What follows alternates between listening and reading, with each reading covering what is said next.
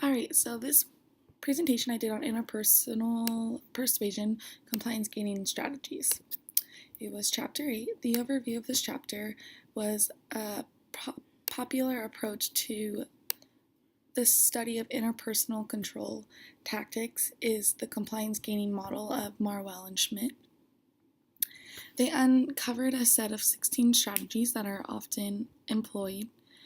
Miller and Steinberg discuss the four important types of strategies, which were reward, punishment, catalyst, and mutual dependence. The types of strategies were reward strategies, which this form can be either a concrete reward, such as money, or an in-kind benefit, or verbal reward. Four possible goals of a reward strategy, which could be: one, could change the rate of a person's behavior, whether rate is the frequency with which a person performs a particular behavior. One could change the direction of a person's behavior. One could induce substantive changes in behavior. One could reinforce existing behavioral rates, directions, and substances. For if you are satisfied with the current rate, direction, and substance of a behavior and want it to continue as is, then you should reinforce the behavior. Punishment strategies are designed to get a person to decrease or eliminate unwanted behaviors. The more extreme the punishment, the more quickly it will have its effects. Suggest an alternative means of achieving the goal. For instance, suppose someone's goal is to become the most well-known communication science major. That this person could choose to attain this goal by honking loudly like a goose during lecture when they have a question. Catalyst strategies: this requires that the target person rather than the source act as the change agent. The source does not offer a reward or punishment. The source merely reminds the target of the way things are, and that a particular behavior will be rewarded or punished by others.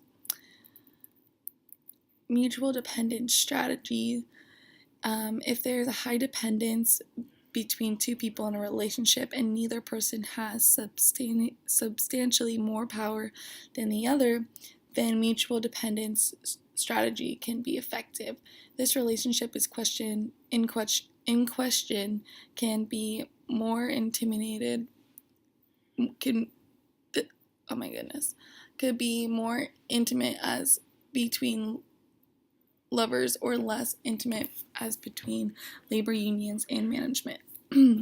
Choosing the correct strategy. Most reward strategies are to be preferred to punishment strategies. Reward strategies do not have the undesirable side effects of punishment strategies, plus rewards leave the target feeling more positive towards the persuader than punishments.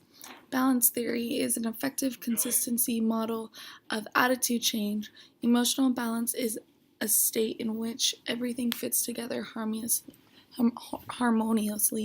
in a person's life space, where harmony means absence of stress. This notion of balance has its roots in Gestalt psychology.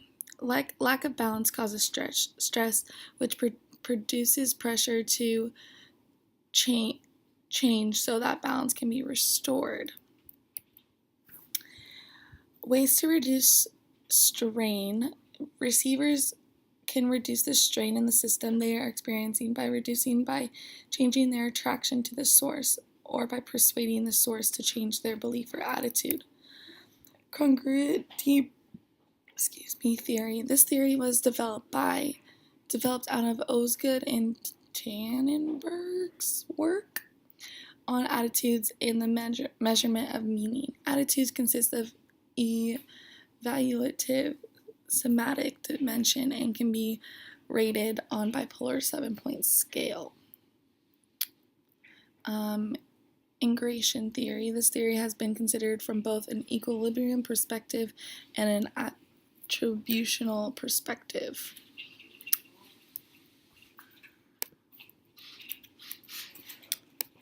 This includes the goals of the interrogator types of integration, predicting frequency of use, key predictor variables, and subordinate strategies.